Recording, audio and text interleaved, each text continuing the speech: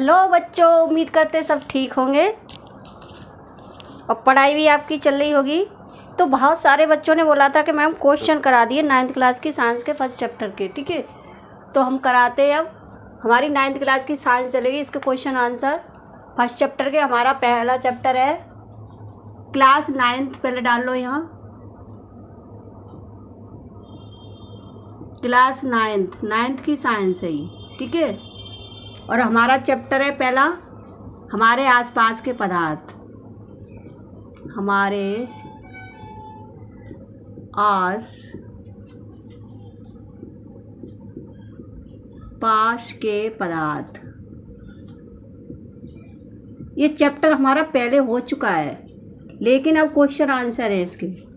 ठीक है, चैप्टर हो चुका है, हम क्या कराएंगे अब इसके क्वेश्चन आंसर।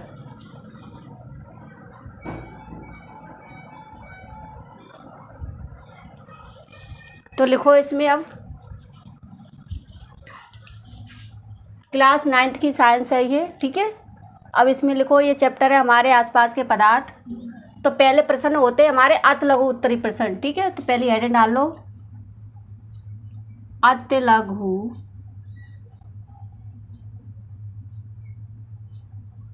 लघु उत्तरीय प्रश्न।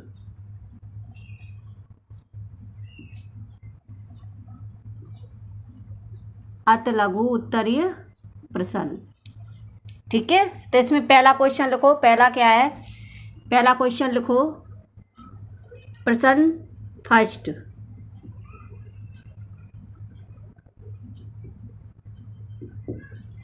प्रश्न फर्स्ट क्या है, यानी पहला क्वेश्चन क्या है? तो क्या है, हमारे आसपास के पदार्थ, ये हमारा चैप्टर ही है।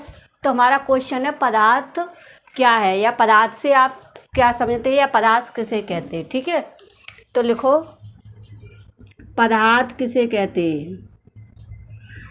पदार्थ किसे कहते हैं।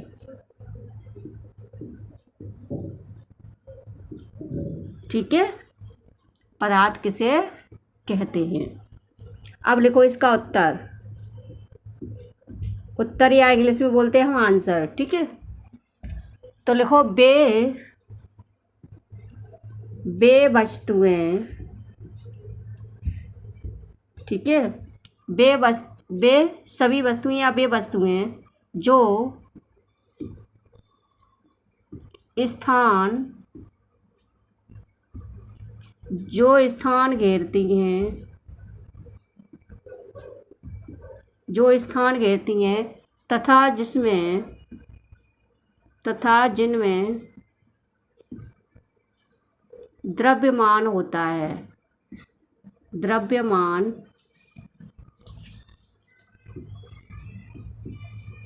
होता है, पदार्थ कहलाती हैं। पदार्थ कहलाती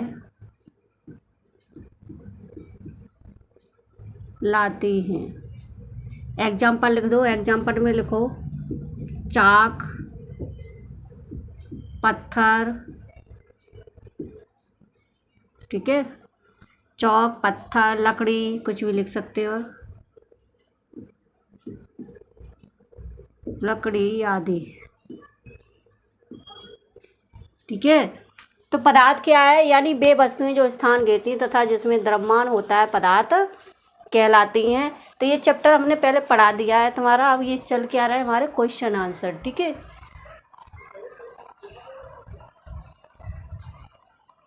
तो ये हमारा पहला क्वेश्चन था। दूसरा लिखो पंच तत्व क्या है, या पंच तत्व किसे कहते हैं।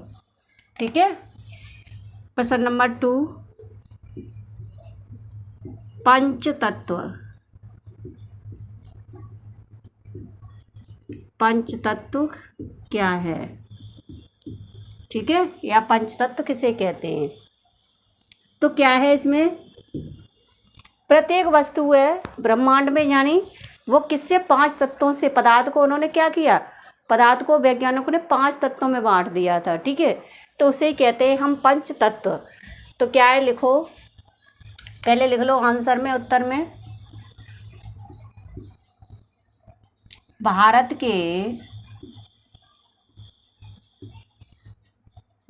के प्राचीन भारत के प्राचीन, ठीक है, भारत के प्राचीन दार्शकों ने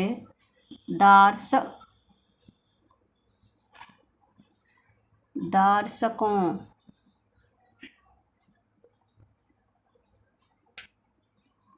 दार्शनिकों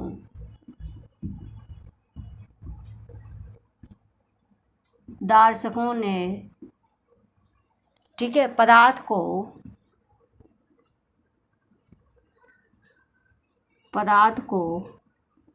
5 मूल तत्वों में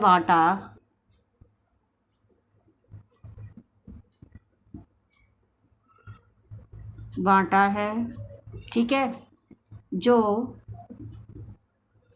कौन कौन है, जो है हमारे जल, वायु, ठीक है, कॉमा लगाते जाना, जल, वायु, पृथ्वी, कॉमा लगाना, आकाश, जल, वायु, पृथ्वी, आकाश और अग्नि, ठीक है। 1 2 3 4 5 यानी 5 तत्वों में बांटा था उन्होंने। तो वे कौन कौन से थे? भारत के प्राचीन दार्शनिकों ने क्या किया था? पदार्थ की 5 मूल तत्व बताए थे। तो वे 5 मूल तत्व कौन कौन से थे? यानी जल, वायु, पृथ्वी, आकाश, अग्नि, ठीक है। तो ये था हमारा दूसरा क्वेश्चन। अगला देखो, अगला क्वेश्चन क्या है? क्वेश्चन नंबर 3, किस पदार्थ का आयतन निश्चित होता है लेकिन आकार निश्चित नहीं होता है? प्रश्न नंबर 3, प्रश्न लिख लो, ठीक है। किस पदार्थ का,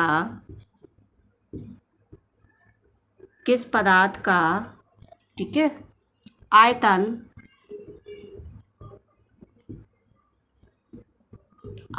निश्चित होता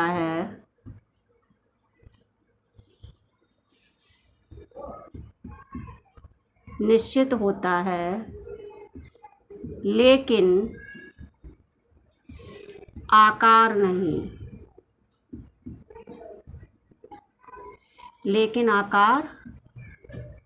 नहीं, ठीक है। वह कौन सा पदार्थ है जिसका आयतन निश्चित होता है लेकिन आकार निश्चित नहीं होता है? तो हमने पदार्थ जब पढ़ाया था तो इसकी 3 अवस्थाएं थीं, ठोस, द्रव और गैस। लेकिन ठोस का आकार और आयतन दोनों निश्चित होते हैं, लेकिन द्रव एक ऐसा पदार्थ है जिसका आयतन तो निश्चित होता है लेकिन आकार निश्चित नहीं होता है। क्यों? क्योंकि वो किसी भी शेप में आ जाता है। हमने बोतल में भर लिया तो बोतल का शेप ले लेगा, हमने मग में डाल दिया तो मग का शेप ले लेगा, ठीक है। इसलिए क्या है, उसका आकार निश्चित नहीं होता है। तो आंसर में लिख दो, उत्तर में लिखो, द्रव पदार्थ का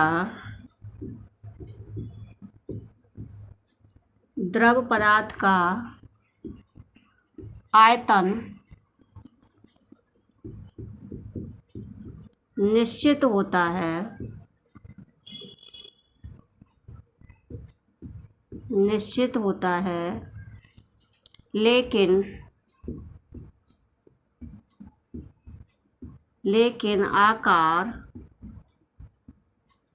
लेकिन आकार निश्चित नहीं होता है, लेकिन आकार निश्चित नहीं होता है।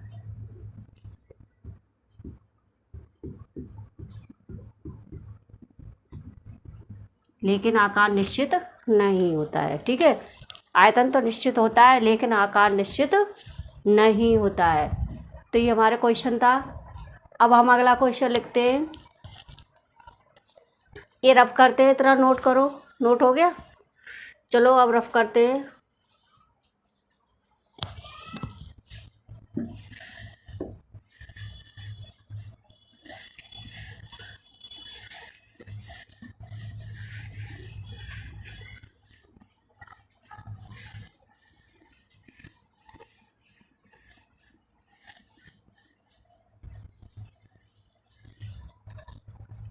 अगला क्वेश्चन देखो, पदार्थ के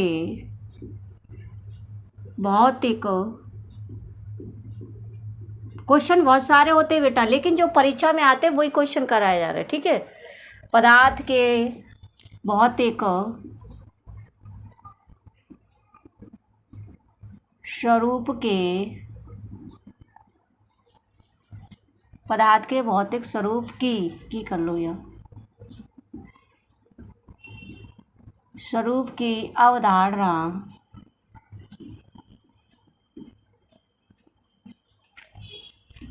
अवधारणा क्या है, ठीक है। पदार्थ के भौतिक स्वरूप की अवधारणा क्या है। आंसर लिखो। अब प्रश्न तो हो गया, उत्तर, और इसे ऐसे ना लिख के ऐसे लिखो, प्रश्न लिखो तो प्रश्न लिख लो, ठीक है। अब क्या लिखोगे इसमें, इसका आंसर क्या है, पदार्थ की भौतिक अवस्था के यानी भौतिक स्वरूप की अवधारणा दीजिए। तो क्या है पदार्थ का भौतिक स्वरूप क्या है, पदार्थ छोटे छोटे कणों से मिलकर बना है, यानी जो कण कैसे होते हैं, रेत के समान होते हैं, ठीक है। तो लिखो, पदार्थ रेत के समान, रेत के समान, रेत के समान छोटे छोटे, रेत के समान कणों से, ऐसे लिख लो, रेत के समान कणों से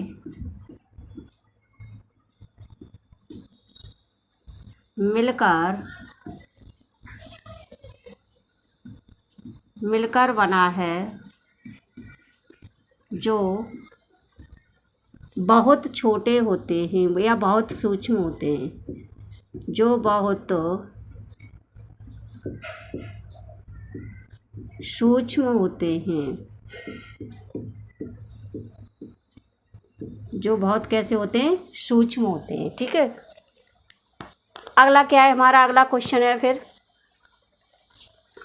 बहुत सूक्ष्म होते हैं, ठीक है। अब अगला क्वेश्चन देखो, अगला है विसरण से आप क्या समझते हैं। यानी पदार्थ, पहले ये समझो, पदार्थ छोटे छोटे कणों से, यानी पार्टिकल बहुत छोटे होते हैं, इसके जो कण होते हैं बहुत छोटे होते हैं, उन कणों से मिलकर बना हुआ है, ठीक है। तो ये कण, सबसे छोटा जो कण होता है वो हमारा एटम होता है, यानी परमाणु होता है। तो प्रत्येक पदार्थ एटम से यानी परमाणुओं से मिलकर बना हुआ है, ठीक है, ऐसे भी लिख सकते हो। अब लिखो अगला क्वेश्चन, प्रश्न नंबर 5, विसरण क्या है, यानी विसरण से आप क्या समझते हैं। लिखो, विसरण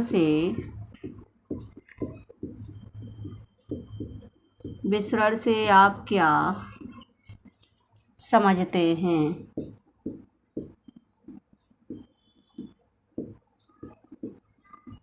विसरण से आप क्या समझते हैं, ठीक है। तो लिखो इसमें क्या है, विसरण क्या होता है, पदार्थों का स्वतः मिलना, दो पदार्थों का क्या है, स्वतः मिलना क्या कहलाता है, विसरण कहलाता है, ठीक है। तो लिखो, उत्तर में लिखो,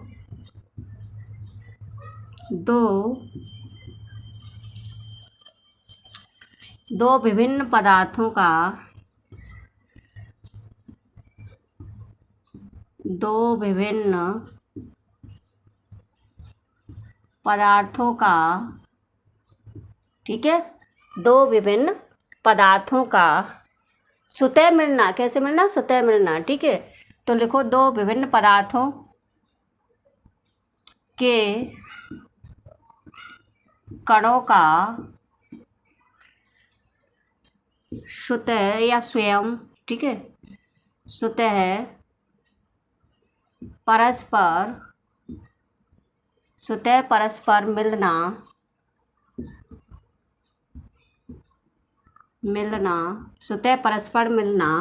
विसरण कहलाता है। क्या कहलाता है, विसरण कहलाता है,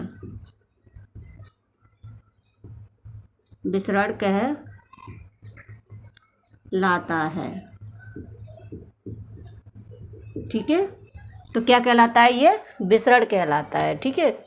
तो विसरण यानी इम्पोर्टेंट क्वेश्चन है, ये परीक्षा में पूछा जाता है, विसरण किसे कहते हैं। ठीक है, तो ये अगला क्वेश्चन देखो अब।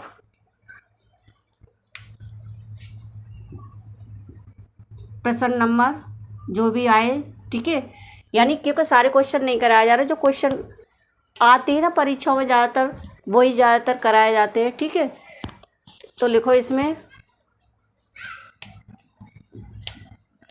अगला क्वेश्चन है ठोस द्रव गैस का,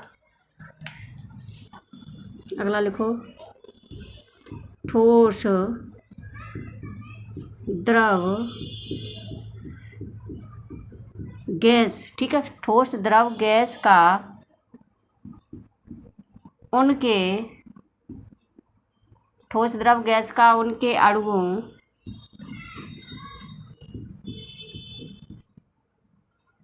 अणुओं के बीच घटते हुए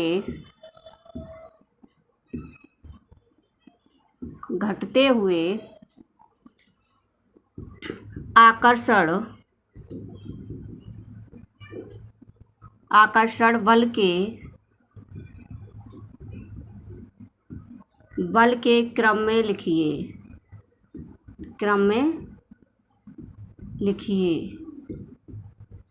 ठीक है, तो आकर्षण बल क्या है? जो कणों को आपस में खींचता है, जो अपने ऊपर आकर्षित करता है, उसे बोलते हैं हम आकर्षण बल। ठीक है, तो मान लो कोई पदार्थ है, ये ठोस है, ठोस के जो अणु होते हैं वो बहुत पास होते हैं। ठीक है, इस तरह से ठोस के अणु होते हैं जो बहुत पास होते हैं, तो इनके बीच जो आकर्षण बल होता है वो क्या होता है? बहुत अधिक होता है। ठीक है, उसके बाद आते हैं द्रव के, तो द्रव के अणु होते हैं वो क्या होते हैं? थोड़े दूर दूर होते हैं, जो कण होते हैं ना वो थोड़े दूर होते हैं, तो इनके बीच आकर्षण बल ठोस की अपेक्षा कम होता है। फिर आता है गैस। ठीक है, तो गैस के अणु होते हैं वो बहुत दूर दूर होते हैं, और तुमने देखा है गैस को खुला छोड़ दे वायुमंडल में तो बहुत दूर तक फैल जाती है। ठीक है, तो गैस के अणुओं के बीच आकर्षण बल नगण्य होता है, यानी बहुत कम होता है। तो इस आधार पर हम रखते हैं इनको। ठीक है, तो इसे रफ करते हैं और आंसर लिखो। आंसर में लिखो, उत्तर में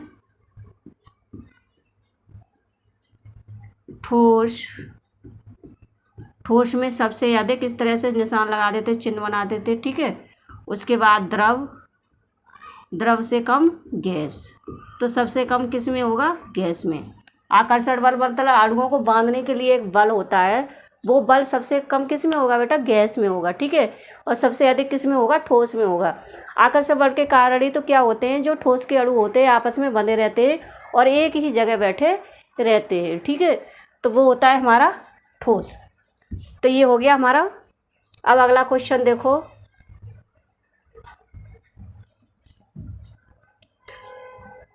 इसे रब करते हैं।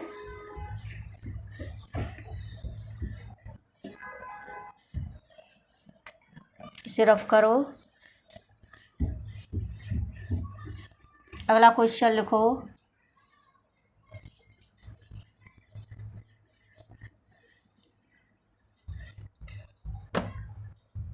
अगला क्वेश्चन लिखो, प्रश्न जो भी हो, प्रश्न 6, 7 जो भी हो, ठीक है, डालते रहना आप। अगर मुझे गलती से दूसरा पड़ जाए तुम लोग अपने हिसाब से डालते रहना। ठीक है, तो लिखो ऐसे दो पदार्थों के नाम लिखिए। ऐसे दो पदार्थों के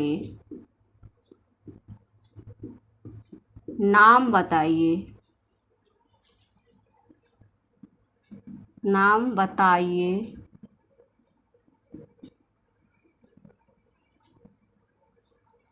जो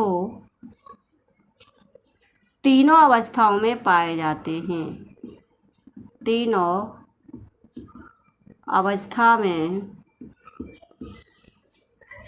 पाए जाते हैं।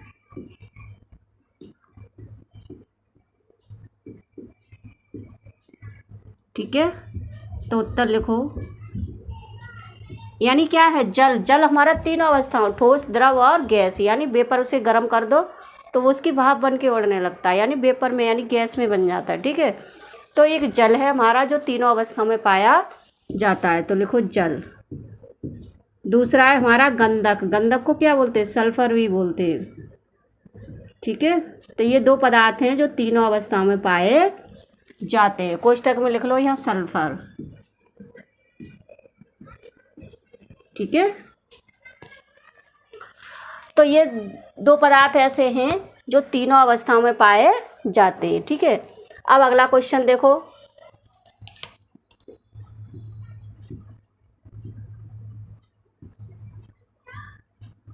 जो भी हो डाल लेना अपने हिसाब से। ठीक है, अगला क्वेश्चन देखो। गलनांक से आप क्या समझते हैं? ठीक है, अगला देखो।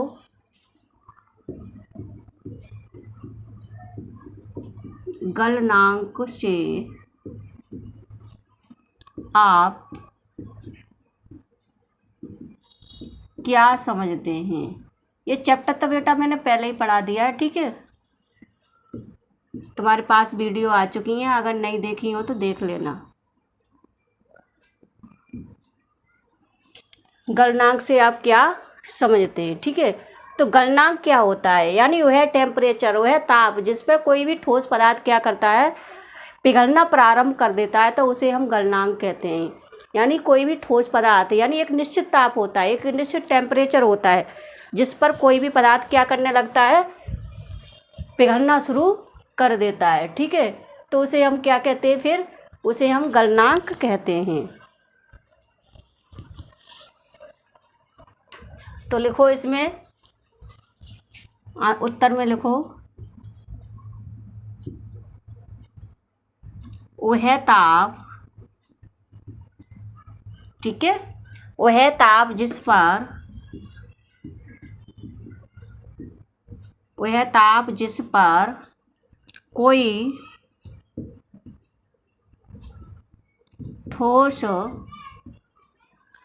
ठोस पदार्थ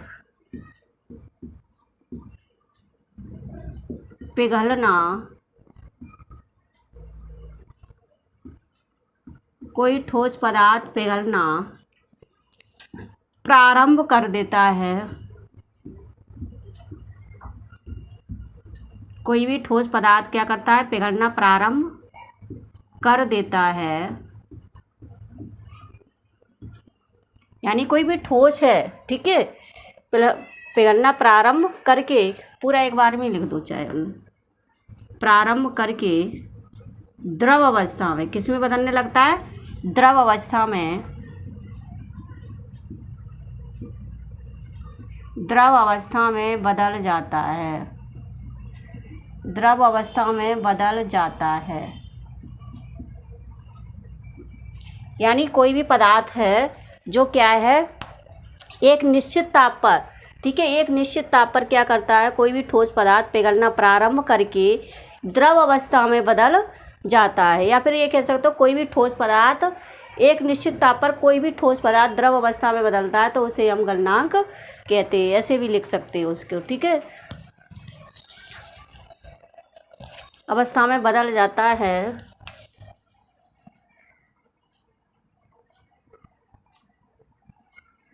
बदल जाता है ठोस पदार्थ का, आगे लिखो, ठोस पदार्थ का गलनांक कहलाता है, गलनांक कहलाता है।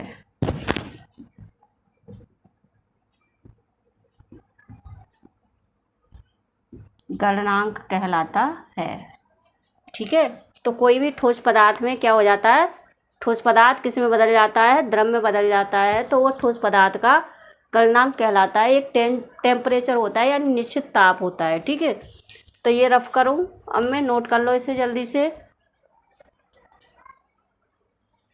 जल्दी से नोट करो, फिर मैं इसे रफ करती हूँ।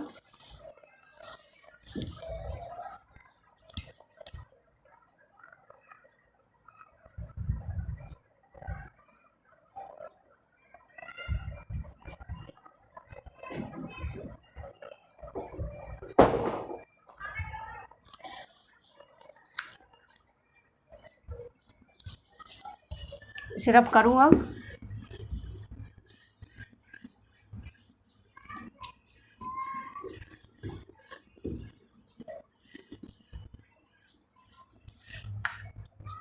अगला प्रश्न लिखो, क्वथनांक किसे कहते हैं, या क्वथनांक से आप क्या समझते हैं। ठीक है, अगला प्रश्न, क्वथनांक, क्वथनांक से आप क्या समझते हैं।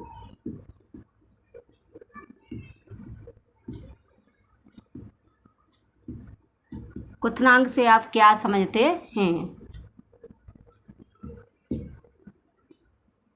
ठीक है, उत्तर लिखो उत्तर में।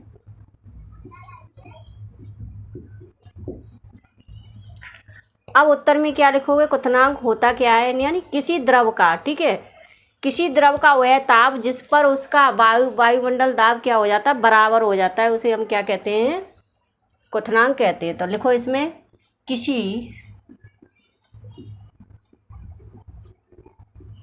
किसी द्रव का, ठीक है, किसी द्रव का वह ताप जिस पर, ठीक है, किसी द्रव का वह ताप जिस पर उसका वाष्प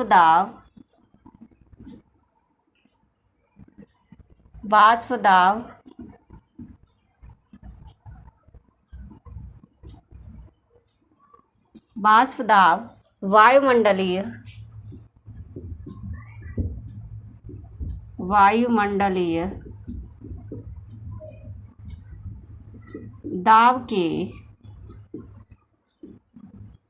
दाब के बराबर हो जाता है,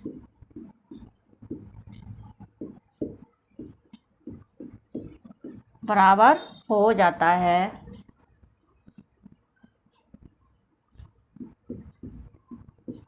बराबर हो जाता है, क्वथनांक कहलाता है। क्वथनांक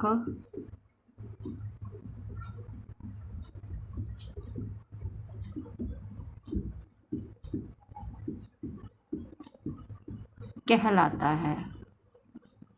ठीक है, क्या कहलाता है, क्वथनांक कहलाता है। अब देखो अगला क्वेश्चन क्या है,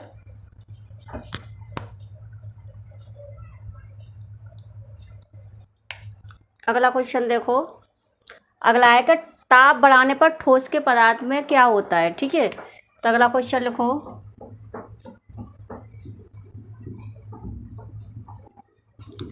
ताप बढ़ाने पर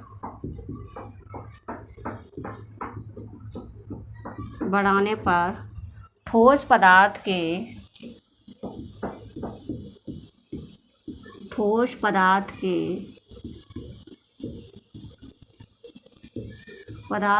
कणों के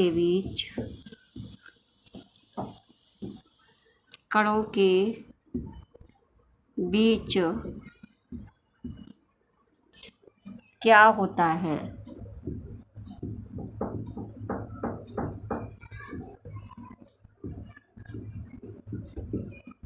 उत्तर लिखो, ताप बढ़ाने पर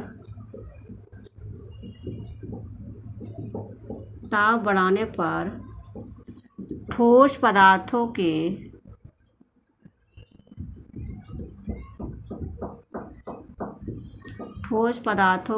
कणों के बीच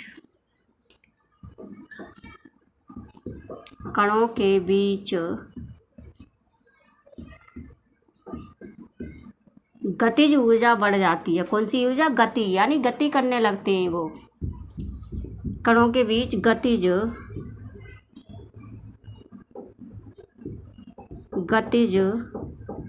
ऊर्जा बढ़ जाती है। क्या हो जाती है, बढ़ जाती है, जिससे वे अपने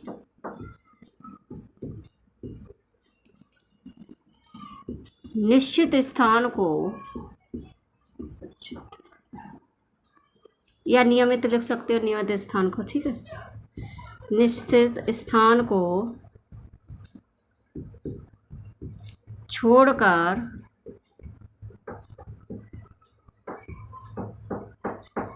छोड़कर गति करने लगते हैं, गति